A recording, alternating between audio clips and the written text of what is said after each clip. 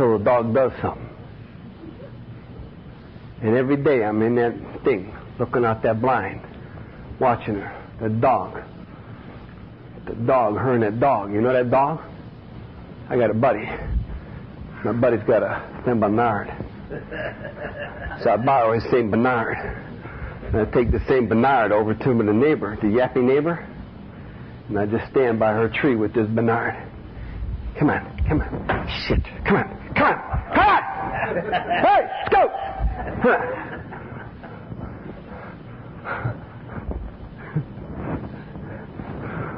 Those situations not entirely ours. We tried to disregard the other person involved. So when I start to look at my little inventory, it doesn't matter whether she got a yappy dog or not. It's that I intentionally set out to cause her some harm. Does that make sense to you? I disregard what they did entirely, because if I don't, I really haven't done nothing to nobody that didn't deserve it. Make sense? Okay, really simple directions, aren't they? Where were we to blame? That's what we want to know. The inventory was ours, not the other man's. When we saw our faults, we listed them. And that's all we're looking at is our faults. That's all we want to see is where we were selfish, dishonest, self-seeking, or frightened. And the manifestation of those things are in our actions. The muscles are a manifestation of hard work. The actions that we do are a manifestation of selfish dishonesty, resentment, or fear. Does that make sense to you? Oh, don't push me around. Don't stop. The answer to that question is work the steps. If I get rid of these things without working these steps, I wouldn't have them, would I? What I need to do is find something far greater than me who will give me help and say, hey, help me over here. Will you give me a hand with this resentment? That's how. They should even write that into the steps, huh? Become willing to have them remove them and then ask them to remove them. They did, huh? That's exactly the answer. That's a typical question. How do I get rid of this shit that I got? Yeah, that's what we want you to know. That's the whole idea. That's it. What page we on? 67? 67. Any questions? Good question. What time is it? We've got 2 hours, they said. Is that too long? Not long enough? 11:15. Now, you know you guys are under no obligation to stay here. Okay. Now you can get up and go. I know they got that shuffleboard going on. But you get no supper if you get up and leave. Is that what you're going to say? You got to eat out in the launch, the little boat. Okay. Where were we to blame? The inventory was ours, not the other man's. We saw our faults, we listed them, we placed them in black and white, we admitted our wrongs honestly. And that's just by what we're doing here is we're admitting our wrongs honestly, and we're willing to set the matter straight. Who asked the question about that? We're not going to set it straight here, but we're going to be willing to. Right here. Want to know something? In an hour and a half, we have covered 1, 2, 3, 4, and we have done 1/3 of our inventory. 1/3 of our inventory. Hour and a half. Any questions? Yeah, I still don't see where your wrongs are about this lady. You know, so what do you do about a situation other than just let that go? No. What I'm doing is identifying the problem. Because up until this time, the reason I took that big dog over there is because it's her fault. Yeah, but I mean not doing that. Just in the situation of her doing that every day. Oh, how do I stop her from doing it? Yeah, how do you change? You have no part in you don't have a part in as part of the problem, but the problem keeps happening. Oh, I am the problem. Because if I don't retaliate, you follow me? Don't retaliate. Yeah, if I do not retaliate, if I quit standing at that window with that blind open, what do I look at her as? A sick person. I'm no longer a victim. You know, what's that? It doesn't even matter, because my job for these people is how can I help them? How can I be helpful to them? I don't know, in your 10th and 11th step, when you sit down, what do you want me to do here, God? Give it a pooper scooper. Give it to him for Christmas. Quit being a pain in the ass. Give the dog a bone. You know what? I don't know what the answer will be, but it will be revealed to us. You see, we can't change them. We're changing our response to them. That dog might very well keep doing it till he dies. But we are going to find a way to live in peace. We're going to find a way to not shut off God, so that we can be of service, even if it's to our neighbor who has harmed us. God save me from being angry. We're going to avoid retaliation and arguments. See? No, they're not going to stop. They're not going to stop. Okay? Do you see where we're going? No? But the retaliation, the fact that you have the resentment because the dog is doing a spot you're wrong. Yeah. And the fact that you then take another dog over Yes. to her line. Yes. So you've created And that's what I'm responsible for. Yes. the first resentment, then you created the second resentment by taking the dog over to her line. So two things. Yes. Two fronts. But I'm assuming what you're trying to explain is that by looking at the person who's harming you... No. By leaving them completely out of the picture and just looking at what I did to them.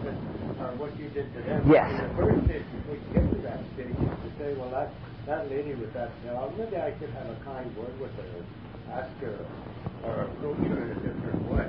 I love this. You see what he's doing? Here's someone who's worked the steps. What is he telling the new man to do? Work the steps and make your amends. And wars that have been withstanding for years will melt away. That's exactly what it says to do when we get to step 9. I will go to that woman and I will say whatever it is I got to say in order to clean up the mess that I have created. We don't know if that's going to stop her dog from crapping on the lawn or not, but we will live in peace. Does that make sense? I love this. And this works in every area of our lives because they know that we're not going to be saints. They know we're going to screw up. They're going to screw up, and we're going to screw up, but we can keep cleaning it up and grow spiritually. Keep cleaning it up and grow spiritually. We're building No. What? Yeah. Procedures. We're building procedures now that we will use forever, that ripple effect. Just what we're talking about here. Because when I start getting mad at somebody, first place I'm going to look for where? Right to self. What did I do to create this, and how can I do to prevent this, or what can I do to clean it up, whatever the answer might be. Pretty good. Good way of living. And we're building that way of living right now. The archway through freedom that we're passing through. We started right here in these steps. Well, we saw our faults and listened black and white, honestly set the matter straight. We're just willing to do that now. Now we're all done with any questions on resentment. Any questions on resentment? Okay. We take the pages.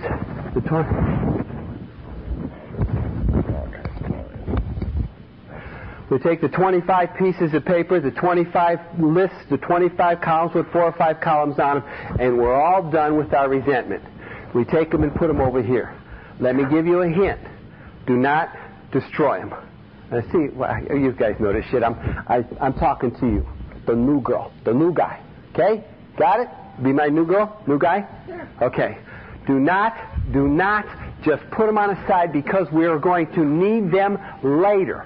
Got it? Got it? I got a dealership in Cleveland called, well, it doesn't matter. I won't mention no names.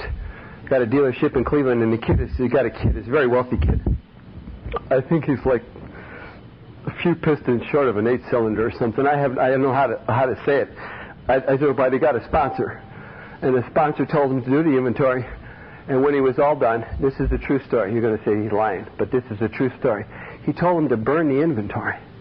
He told him to burn. This was just a little while ago. It's not like archaic stuff, stuff before we found out how to do it. This is just a little while ago. He told him to burn the inventory. This car dealer's kid, took the inventory to the Metro Parks, our system, the gold green necklace or whatever they call it, goes around to Cleveland. He goes in the park system, lights the inventory. in the fire, on fire in the park system. The wind comes and blows the shit into the grass. Now the grass is on fire. Now he's putting out the grass and he catches on fire. They life flighted the dummy to the metro burn unit. To the burn unit. He come to the dumb guy. We got a meeting at the house on Thursday. He's got bandages and shit all over.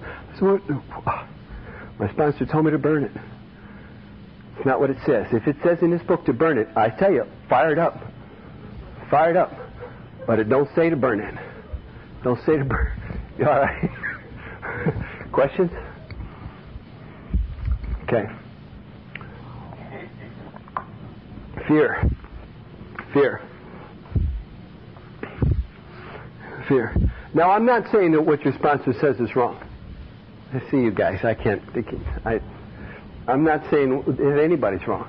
And I'm not saying that what I'm saying is right. As a matter of fact, I haven't told you anything except read to you from the book. It's not my opinion. Don't even quote me. Don't say he said. Don't say it's from the book. We're just reading this. We're just reading this. No, I'm not saying you're wrong. I'm just saying here's the directions and who are you going to believe. That's all. Who are you going to believe? Choice is yours.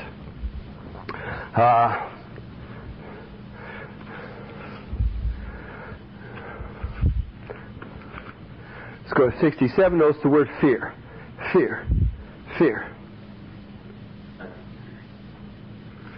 Let's go to 68.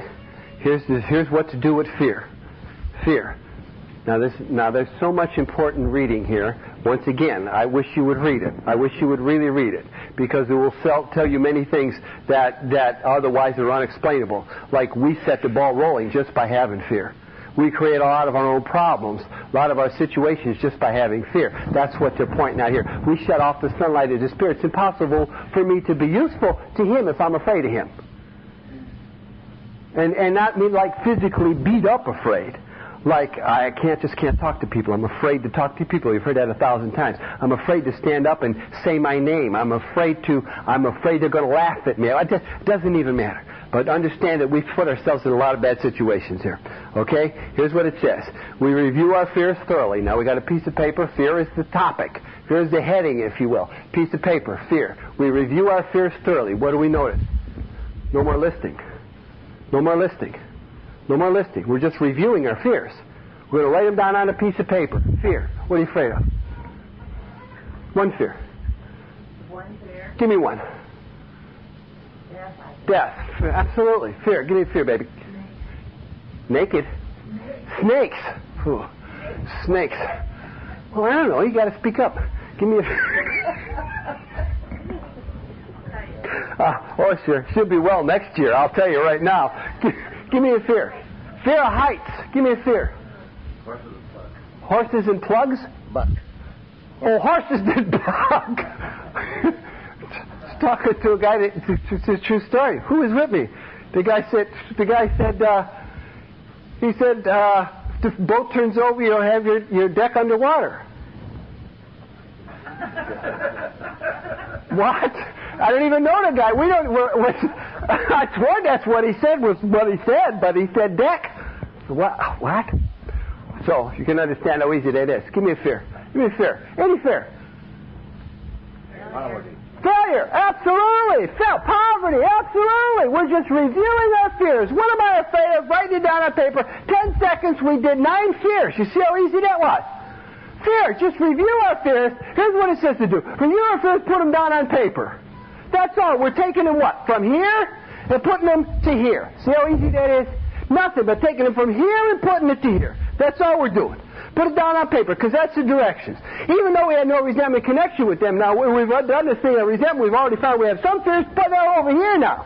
Bing, bing, over here, over to here, over to here. We put them down on paper, even though we have no resentment connection with them. That means we can have fear without resentment.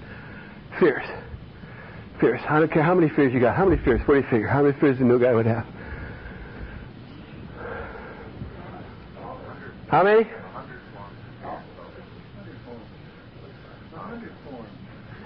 All right, let's pause a minute. This is a new, unique approach. Let's stop looking at us as sober, work-to-steps individuals, and let's go back to when we were rookies and someone said, what are you afraid of? Nothing. You damn right. I ain't got a fear on the face of this earth. I'm the baddest I got a gun. Why are you carrying a gun? I'm afraid. Well, there you go. Write them down. The probation officer did that to me. Why'd you have that gun? Carry large amounts of money. You got no job. You know what? I didn't know why I carried the gun. Why did I carry the gun? Fear. Fear. You couldn't have convinced me of that any other way except for that dumb probation officer. Well, I couldn't have been too dumb. You know what I mean? Fear. So we review our fears and put them down on paper, even though we always have a connection with them. And. How long will it take? How long will it take? Write your fears down. Half hour. Do I hear 40 minutes? 30? 35. 30. 30 minutes done. Sold. 30 minutes. 30 minutes. We've already... Huh? No. No, watch. Now watch. He's absolutely right. He said, how about a lifetime? It'll take a lifetime to put those fears down on paper. That's exactly right. But what we're going to do now is build that procedure so that 4 years from now, when a fear pops up and that I recognize, what do I do with it? The procedure we're going to do right here in this book. Does that make sense to you? When we talked about dropping a stone in, what happens 4 years from now? Ripple effect. You're damn right. That's what we're learning right here. Everything we're learning now we're going to put into use for the rest of our lives. Procedures.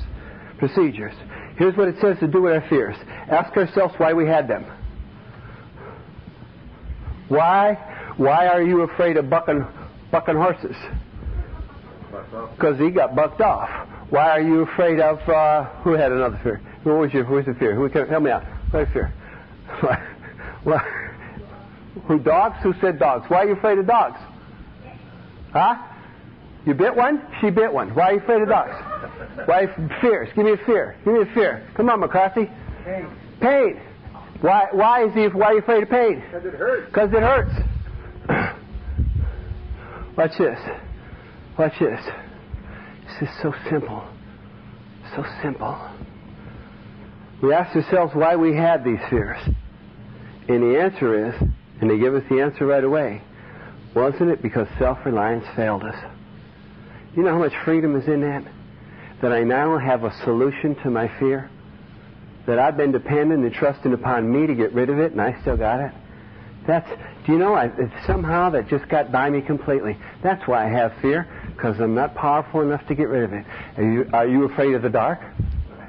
Were you? Do I need God to have you get rid of the fear of the dark? No, the answer is no. Why should you have God remove a fear that you've already gotten over? Huh? Yeah. I'm going to ask God to remove the fears that I have.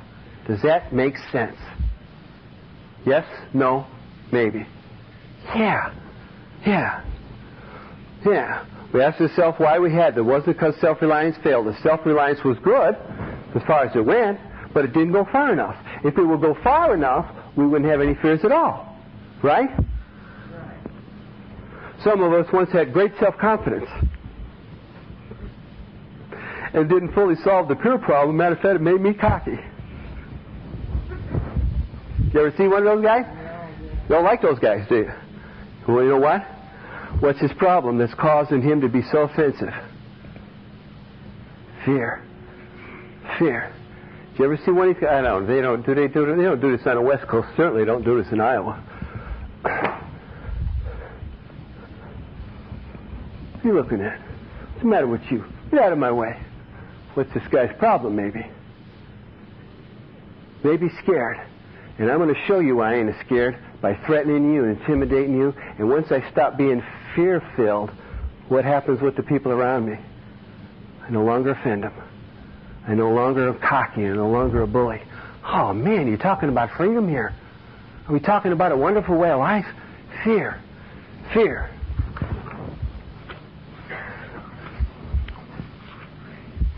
What's next? Huh? Oh, yeah. Who said that? That's right. He said that. What do you do with it? What do you do with this information that I ain't strong enough to get rid of it? Here's what it says. It says, perhaps there's a better way for wearing out. Now, there's no directions, but I think it's very important to read this. This is not directions. It says that we trust infinite God rather than finite selves. And where have we started to do this? Step 3. Absolutely. Absolutely. It hinges on, it's all connected, it's all the archway through which we're traveling. Step 3, we are now using this deal we made in Step 3. We're going to trust and rely upon on God instead of upon ourselves. We're in the business of trusting and relying on infinite God rather than finite self. And to the extent that we do that, we will be able to match calamity with serenity. To the extent that we do that, we will have, you ain't going to knock me out of the box. I ain't going to cause that kind of trouble, because you don't scare me. You don't scare me. And I'll tell you a secret. When it comes down, where does this really come to the gritty? And that's in Step 9. Because you know what? I was so afraid of those people I'd have to go make amends to. And when I asked God to remove this fear, which is what we're going to talk about in a little while, I could walk up to them and say, you know what? I really was selfish and dishonest with you, and I know I caused you a lot of problems, and I'm so sorry. And here's that $10 I stole. Well, all right, $5. Whatever the case might be. Fear. It's a wonderful thing. Everything's connected. It's a ripple effect. To the extent that we never apologize. Never apologize for depending upon our Creator. We just never apologize. That's a direction, specific direction. We laugh. We laugh. Ha ha ha. Who thinks the spiritual is a way of weakness? Ha ha ha, you fool. No, that ain't what we're talking about. Which means we can just look at these people and say, that ain't true. I've got more freedom and more power now than I've ever had just by admitting I'm powerless. Here's a direction. His question was, what do you do with that? This is specific direction. Specific. Instead, we let him demonstrate through us what he can do. And how do we do that? By asking him to remove our fear. That's what we do with this. With these fears. This list of fears that we have, this reviewing of fears and writing them down on paper, I'm going to ask God to remove this fear of bucking horses. I'm going to ask God to remove this fear of dogs. I'm going to ask God to remove this fear of pain. I'm going to ask God to remove all of this fear and direct my attention to what He would have us be. At once we commence to outgrow fear. Now it doesn't say fear goes away. It says we commence to outgrow fear. You know what I hate about buying little kids' shoes? They outgrow them before they get worn out.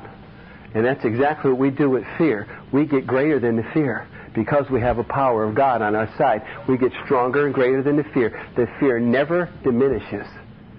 We grow stronger than it. Does that make sense? Isn't that great? Isn't that a great feeling? Afraid of the boss. Who's afraid of the boss? Huh? I mean, that guy. The boss wants to see you. Oh, man. Hey, guy, remove this fear. Simple as that. Simple as that. Yeah, what can I do for you? Simple as that. My whole attitude, approach, and outlook to this guy is absolutely changed. It's no longer the same as it was when I walk in with fear. What? You want this guy talking to the boss? Representing you? You want this guy? Or you want the guy to walk through? What can I do for you? What can I do for you? How can I help this guy? Simple as that. Simple as that. Questions? Ain't afraid of the boss. Yeah. Part of getting rid of the fear, though, too, is taking the action that doesn't, like, I'm not going to the walk today, so I'm not fighting fear. Okay, let's understand something. Let's understand something. That every one of these steps are connected. And what you have found you're doing in that 4th step, if you have, for instance, found that, when you make the amends in the 9th step, when you ask God to help you not to continue to steal, it's all connected. See, it's all connected. But if I don't recognize fear as a problem, it shuts the sunlight of the Spirit out. If I don't recognize fear as a source of my own contamination, I create my own problems. I put myself continuously in it. We've given a dozen examples of the guy with the attitude walking in, threatening, angry me. We've given you a dozen examples of that. That the manifestation of that fear is what now doesn't look like fear. Looks like that's a tough guy. Ooh, scares me. Who wants to go by him? Certain fears protection. Oh. What we don't outgrow the fear of bucking broncos. Or, you know, I like hot water. You understand what I'm trying to say?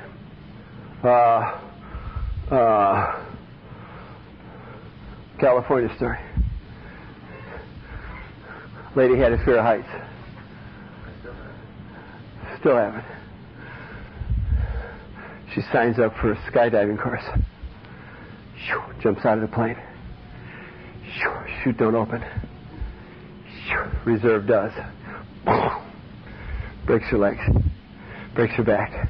Breaks her ear and her hair. I mean, she's broke up. Guy walks in and says, "What was you doing in that plane? What's the matter with you?" She says, "I was trying to overcome my fear of heights." He said, "Why didn't you ask God?"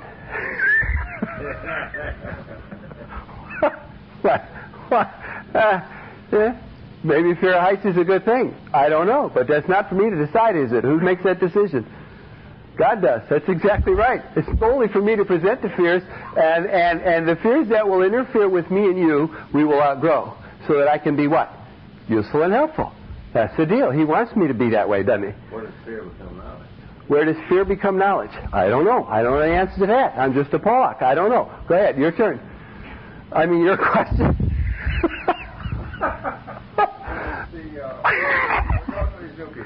What's that? Brand new people. Brand new people. We don't have a fear of failure. We have a fear of success. Okay, put that down.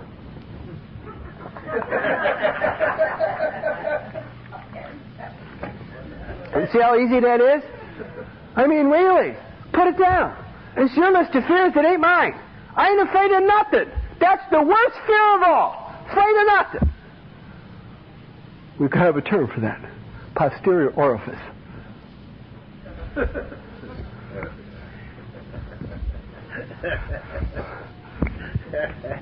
means asshole.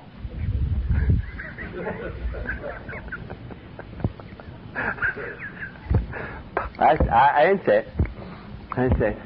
Any questions on fear? Want to know something? This is the truth. We're done with fear. We're done with fear. Fear. Boss. Fear. Boss. Boss calls me on the phone at 6 o'clock in the morning. What is the boss doing at work? I work midnight shift. What's he doing at work at 6 o'clock in the morning? Wouldn't you want to ask that question? He ain't doing it at 8:30. What's he doing here at 6? Huh? I want to see you down in the West Mechanical Room, right down by the pumps. Right now. Hey, how you doing? What are you doing? You want some coffee? It's me. Funny guy. Want some coffee? I got a ticket here. You're supposed to wipe these pumps down. I did wipe these pumps down. No, you didn't. I said, of course I did. I said, as a matter of fact, I used Sheila shine on it. Look at the oil finish on there. Oh, they were clean before that. I said, yeah, but look at the oil shine. That's how I know I did it. Look at that. See, now I already know something's wrong with this guy. Got it? He's got a wild hair growing somewhere. Something is wrong. You know? And if he's in work at 6 in the morning, that means last night was not a good night with his wife. You understand what I'm trying to say? I already know this. I already know this. You didn't do this. You didn't do that. I said, of course I did. I said, it's clean because I wiped the grease fitting off like I'm supposed to do. That's the job. Well, this one here ain't wiped off. I said, well, it ain't wiped off because you can't get down in there to wipe it off. You got to stick the thing on. Well, let's go over here and look over here.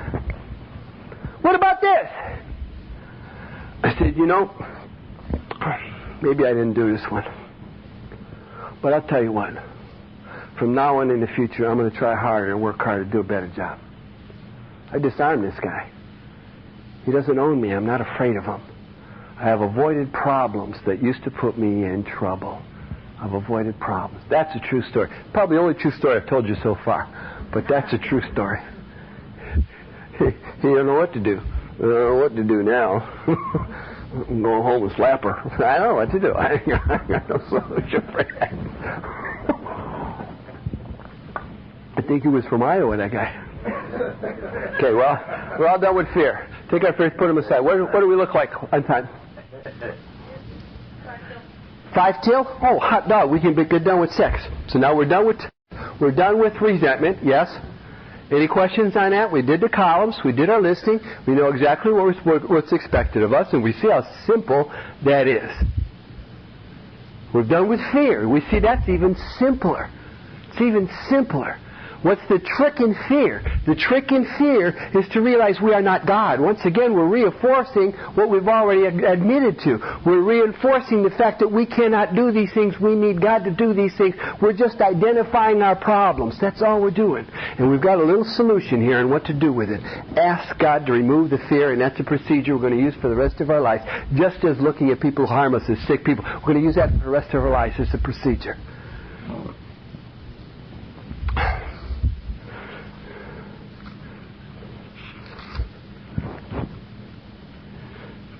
Well, I'm in a whole different chapter here. We almost just skipped right into step 9. 69. 68. Well, I'm going to tell you something. This is funny guys always do that. Sex is on 69, ain't that odd?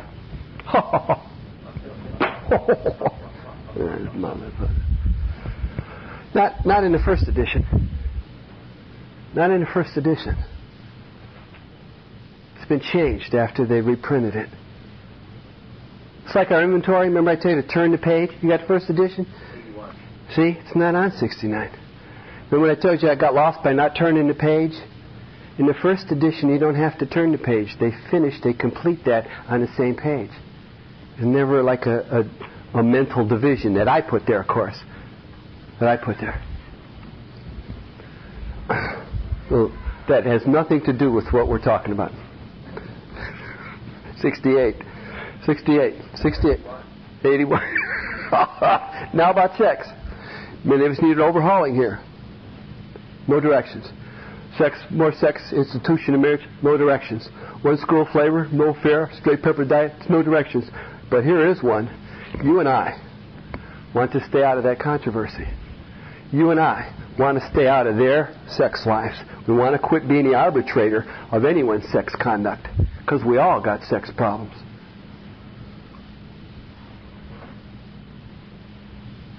That's what it says. We'd hardly be human if we didn't. That's what it says. I don't know. Here's the directions for sex. We review our conduct. Notice there's no lists. No more columns. We're just reviewing our conduct over the years past. Now, the biggest thing about the sexual conduct at this point is questions and answers. Q&A. Where had I been selfish? Now, I've reviewed my conduct.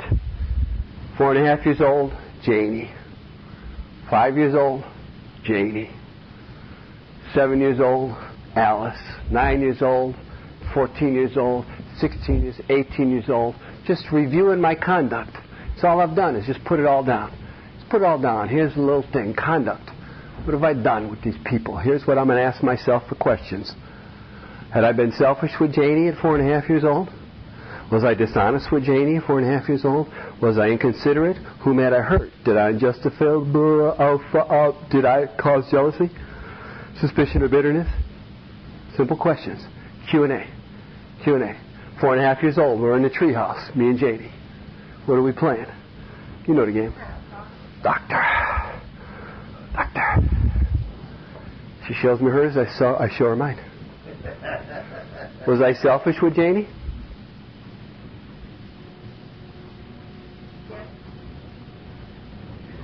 I don't think so. I'm a little kid. Was I dishonest with Janie? Just a little kid. Was I inconsiderate with Janie? I don't even know what that is. Did I hurt anybody? Did I justify jealousy, suspicion, bitterness? Where was I at fault? Shouldn't have had human glands or what? What are you going to say? What should I have done instead? Got this all down on paper, looked at it. Anything so tough? It's real easy in the beginning. It gets really ugly later on. But it's real it's real easy in the beginning. Now I'm 5.5 years old. Me and Janie. We're in the treehouse. What are we playing? Doctor. Who comes up the steps? Jane's mom. Whoa, Janie's mama. What does Janie's mama say? Svinya, you pig! You filthy pig! I'm going to tell your mother.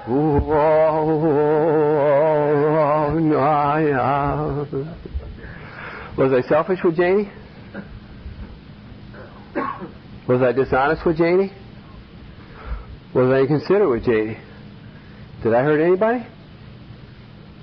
Did I unjustly feel all judgment, suspicion, or bitterness? Unjustifiably is the key word. Where was I at fault? What should I have done instead? Lock the door. Well, I only tell this story for a simple reason. Is because I'm learning a few things. And one is that sex is dirty and sex is bad. Where did I get that from? To me, it was natural and it was fun and it was just, we were playing and you know what I'm saying? And now someone has got it in my mind that what I'm doing is wrong and bad and dirty, but it feels so damn good. It feels so damn good. Okay? Now you do that whatever you want. Just simple Q&A. Simple Q&A. The only writing you got is, what should I have done instead? What should I have done instead? And here's what it asks. We got this all down on paper and looked at it. In this way, we tried to shape a sane and sound idea for our future sex life. What should I have done instead?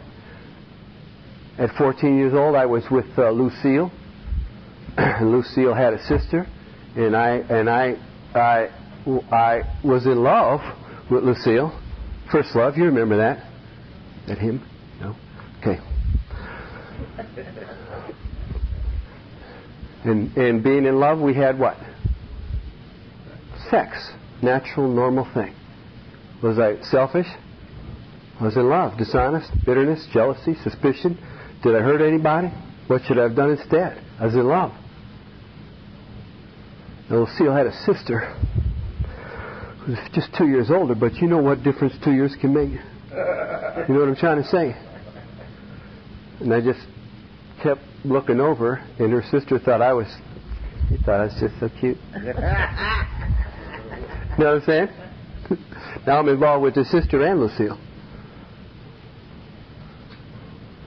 Was I selfish? Oh, yeah. Yeah. Now the whole picture changes. Same act, but the motivation on my part. Did I hurt anybody? Oh, everybody. Screwed the whole family up. Everybody's mad. The mother, the father, the sister. What should I have done instead? Been faithful, been loyal, been honest, been unselfish, whatever the case might be. Who answers these questions? We do. We do. Nothing more difficult than that. What are we doing on time? It's time to go? Is it time to go? Huh? You want to go 10 minutes? You want to quit? We can pick this up at any time. It's not like there's anything we can... You know what I'm trying to say? You can't quit in the middle of my section. So what we're trying to do here, in this way, we're trying to shape a sound and sane ideal for our future sex life. We subject each relationship to this test. Was what I did, or what I'm about to do, selfish or not? You know, the answer to that can be absolutely astounding. We ask God, was it selfish or not? We ask God to mold our ideas to help us to live up to them. And it's as simple as this. And trust me, I got caught on this, and it's the most biggest freedom that I have had in years and years and years. And that is, if I ask God who I should sleep with, it's going to be a very few people that I'm going to sleep with. It'll cut down on my sexual activity, but it'll save me hurting other people. Does that make sense? Does that make sense? We remember that our sex powers are God-given, therefore good, nor to be used lightly or selfishly, and that's for us to decide that, neither to be despised or loathed. Whatever our ideals turn out, we picked our own ideals because we asked God to help us with these ideals. What should it be, God? What should I do over here? What should I do? What have I done that has caused me failure, our past being our greatest asset? What should I do now to change the way of life so that I no longer hurt these other people? Whatever it turns out to be, we must be willing to grow towards it. We must be willing to make amends to any harm we have done, but just only willing, providing we don't do more harm. In other words, we treat sex just like we treated resentment, just like we treated fear. We're going to clean it up, whatever needs to be done. And in other words, in meditation, we ask God what we should do about each specific matter. And we will use that ripple effect right now. What should I do about this over here? What should I do about this 12 years from now? The same thing is always effect. The right answer will come. It will come if we want it. We're going to let God alone judge our sick situation. Counsel with others is often desirable, but we let God be the final judge. And God has to play a big part in our lives, and it plays a bigger part in here. Bigger part in here. We realize that some people are fanatical, loose, hysterical. We avoid these guys. We avoid these wackos. We avoid being one of these wackos. Does that make sense? We're just reading directions. Suppose we fall short of our chosen ideal and stumble. Now, is this an unusual thing? They've got terms for it, names for it. They call it adultery. They call it animal husbandry. What? Paternity. There's no farmers here. Come on, McCarthy. That was pretty funny. Come on. It's the first time I ever used that term. I always said something else. So suppose you fall short of your chosen ideals. Does that mean you're going to get drunk? This is a big question, and I'm telling you this is a big answer. Some people say, yeah, you're going to get drunk if you don't stop doing this, and yeah, you're going to get drunk, and look at that, he's going to get drunk. Well, here's what it says. This is only a half-truth. It depends on us and our motives, and once again, it's on our inside. If we are sorry for what we have done, I should have never done what I've done. I should have never been with that person that I was with. I should have never been lying. I shouldn't have been a tease. I shouldn't have been a flirt. I shouldn't have been trying to be selfish to get just whatever it is, you've got to come up with that. If we're truly sorry for what we have done and have an honest desire to let God take us to better things, we believe we will be forgiven and have learned our lesson. If we are not sorry, now listen to this. If we continue, if we are not, let's read it right out of the book before no quote. If we are